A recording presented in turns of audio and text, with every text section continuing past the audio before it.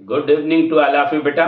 Breathing part 2 बेटा आपके सामने पेश करते हैं। देखिए, आज हम लोग पढ़ेंगे परसेंटेज सेचुरेशन ऑफ हीमोग्लोबिन और पार्शियल प्रेशर ऑफ ऑक्सीजन में ग्राफ पढ़ेंगे। जब भी ग्राफ लेंगे तो सिग्मोइड आएगा, नॉर्मल ग्राफ। अब मान लीजिए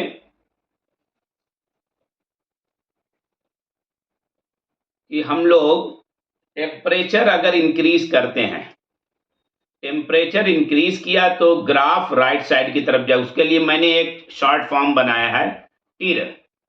ये कहीं बुक में नहीं मिलेगा। T for temperature, I for increase, R for right side की तरफ ग्राफ जाएगा। अब देखिए, अगर आपको टीर याद है तो टेम्परेचर इंक्रीज हुआ। अच्छा, जहां टेम्परेचर इंक्रीज होता है, जहां टेम्परेचर ज्यादा होता है, वहां कार्बन डाइऑक्साइड भी ज्यादा होती है, तो पार्शियल प्रेशर कार्बन डाइऑक्साइड के ज्यादा।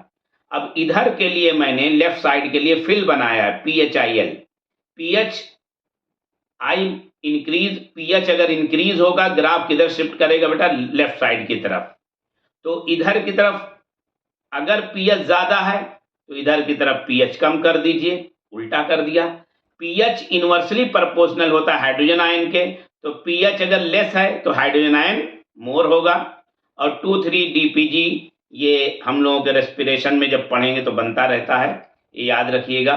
तो ये आपके फैक्टर हैं, टेम्परेचर, कार्बन डाइऑक्साइड का partial pressure, hydrogen ion, pH, 2,3-DPG। ये 5 फैक्टर टिश्यू लेवल पे काम करते हैं। जबकि लंग्स लेवल पे अगर आ जाए तो पार्शियल प्रेशर ऑफ ऑक्सीजन बस मेन रोल अदा करता है। मेन कहना है बेटा। ये तो हुआ आपका पार्शियल प्रेशर और परसेंटेज सेचुरेशन ऑफ हीमोग्लोबिन में ग्राफ। अब देखिए, कहने का मतलब क्या है बेटा कि ऐसा क्यों हुआ, ये इसकी नोट्स है। ये तो खैर छोड़ दीजिए, है ना। अब देखिए, इतना सारा हम लोग लिख लिए हैं और टीर और फिल से याद रहेगी सारी बातें बेटा। ये इसकी नोट देखो। P50, lower P50 means stronger binding of higher affinity. जितना कम P50 होगा, यानी जितना जल्दी सेचुरेशन हीमोग्लोबिन का होगा, उतना P50 उसका कम होगा और बाइंडिंग एफिनिटी ज्यादा होगी। ये याद कर लीजिए। हीमोग्लोबिन फीटस की अगर बात आ जाए, लोअर P50, HbA, A माने अडल्ट, F माने फीटस, तो ये कहना उसमें गामा चेन होती है बेटा। अभी मैं चेन के बारे में बताऊंगा आपको, गामा चेन के बारे में। यहां पर देखिए बेटा, पल्मोनरी वेंटिलेशन अगर आ जाए तो tidal volume into breathing rate, दोनों का फार्मूला सेम है, लेकिन टाइडल वॉल्यूम यहां पर 500 लेंगे आप, पल्मोनरी की बात हो। एल्विलर की बात हो 350 लेंगे आप। ठीक है, क्यों? एल्विलाई में गैसेस एक्सचेंज होती है, ना कि पूरे लंग्स में। डेड स्पेस मैंने बताया था, डेड स्पेस उसे कहते हैं जहां पर गैसियस एक्सचेंज नहीं होती ड्यू टू थिक लेयर। अब यहां पे मैंने लिख दिया है बेटा, देखिए, जो पायरोल रिंग है उससे प्रोटोपोरफायरिन बनेगा। 4 पायरोल रिंग अगर अरेंज हो गए, पायरोल रिंग के बीच में अगर फेरस आ गया तो उसे हीम बोल देंगे और एक ग्लोबिन प्रोटीन की चेन हो गई। तो ये एक हीमोग्लोबिन मोनोमर हुआ, ना कि हीमोग्लोबिन मॉलिक्यूल। हीमोग्लोबिन मॉलिक्यूल बेटा टेट्रामर होते हैं। 1 हीमोग्लोबिन मॉलिक्यूल में 2 अल्फा 2 बीटा चेन होती हैं। मेट हीमोग्लोबिन किसे कहते हैं, या मेथमोग्लोबिन भी बोल देते हैं कुछ लोग।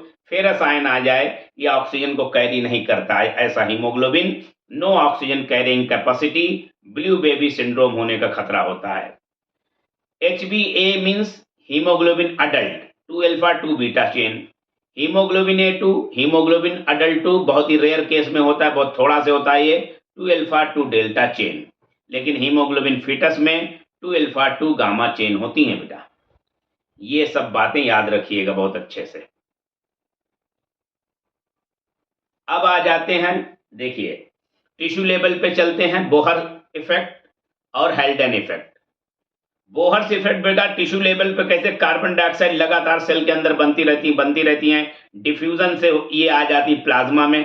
कार्बन डाइऑक्साइड प्लाज्मा से आरबीसी में चली गई, आरबीसी में वाटर से रिएक्शन हुआ, इसमें कार्बोनिक एनहाइड्रेज एंजाइम की प्रेजेंस में, जो कि फास्टेस्ट एंजाइम है, और कार्बोनिक एसिड बना।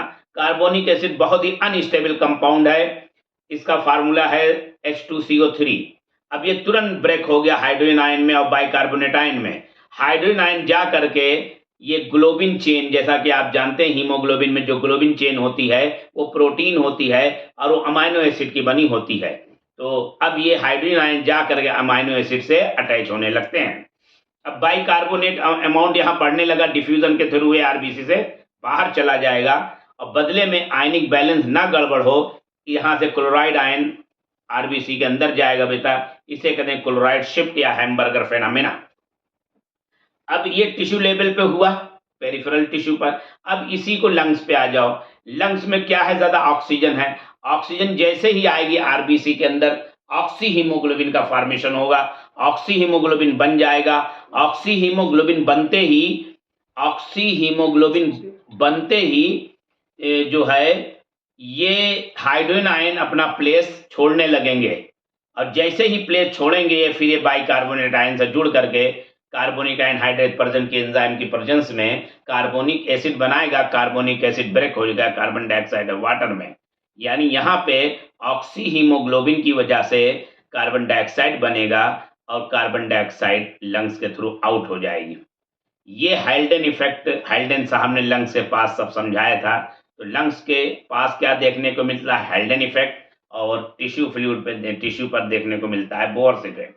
अगर सवाल ये हो बेटा कि हमारा लंग्स हमारे पूरे बॉडी को 250 ml ऑक्सीजन पर मिनट दे रहा है, जबकि हमारी बॉडी हमारे लंग को 200 ml कार्बन डाइऑक्साइड दे रही पर मिनट, ये डिफरेंसेस क्यों है? तो आपको सीधा आंसर देना है कि जब ऑक्सीजन निकलती है, देखिए ग्लूकोज है, ऑक्सीजन है, जब ऑक्सीजन निकल रही दो फॉर्म में, एक तो कार्बन डाइऑक्साइड के फॉर्म में निकल रही है, वाटर फॉर्म में, तो पूरी कार्बन डाइऑक्साइड के फॉर्म में नहीं जाती, वाटर के फॉर्म में जाती है। इसलिए 200 ml कार्बन डाइऑक्साइड लंग्स को दी जाती है और ली जाती है 250 ml ऑक्सीजन पर मिनट।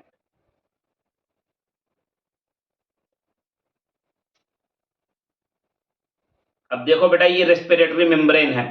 वैसे तो एनसीईआरटी के हिसाब से 3 मेम्ब्रेन है, स्क्वेमस एपिथेलियम ऑफ एल्विलाई और बेसमेंट मेम्ब्रेन दोनों की, और एंडोथेलियम ऑफ कैपिलरी। लेकिन 5 कंपोनेंट मैंने लिखा है, वो देख लिया जाए। Squamous epithelium of alveoli, basement membrane of alveoli यानी बेसमेंट मेम्ब्रेन ऑफ वही epithelium, interstitial space endothelium of capillary और एंडोथेलियम कैपिलरी की बेसमेंट मेम्ब्रेन। 5 कंपोनेंट होते हैं, लेकिन एनसीईआरटी के हिसाब से आप 3 याद करिए, एल्विलर वॉल, कैपिलरी वॉल और बेसमेंट मेम्ब्रेन। याद रखना है बेटा आपको। इसकी एक वीडियो और बनेगी, थोड़ा सा और मैं पढ़ाऊंगा इसमें आपको, ये मैं सिखा दूं आपको। देखिए बेटा ये आर्टरी है और ये वेन है। आर्टरी से वेन की तरफ ब्लड चल रहा है, वो बस आपको सोचना, देखिए इस तरह से जा रहा है ना। अब मैं जो जो बातें बताऊंगा ध्यान से सुनिए। आर्टरी के अंदर partial pressure of carbon dioxide 40 mmHg होता है। अमाउंट कार्बन डाइऑक्साइड का 48 ml पर डेसीलीटर या 48 ml पर 100 ml। कंफ्यूज ना करिएगा, ये पार्शियल प्रेशर है और एक कंटेंट है। अब देखिए यहाँ 48 ml पर डेसीलीटर है कार्बन डाइऑक्साइड, ये चल रही वेन की तरफ बढ़ गई। जब ये बढ़ी वेन की तरफ, तभी सेल के अंदर से 4 ml पर मिनट कार्बन डाइऑक्साइड आ गई, तो 48 और 4 ऐड कर दो, 42 ml पर डेसीलीटर हो गया बेटा। अब यहां पर देखिए आर्टरी में partial pressure of oxygen 95 mmHg और कंटेंट जो है अमाउंट ऑफ ऑक्सीजन 20 ml पर डेसीलीटर है।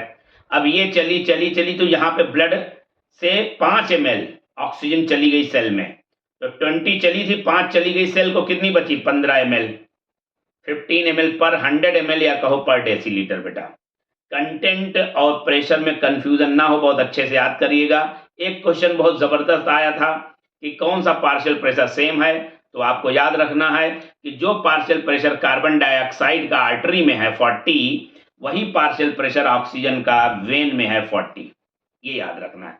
कार्बन डाइऑक्साइड का पार्शियल 45 mmHg, तो बस वैसा आज यहीं तक। अभी इसमें एक लेक्चर और बनेगा। Bye bye to all of you, thank you.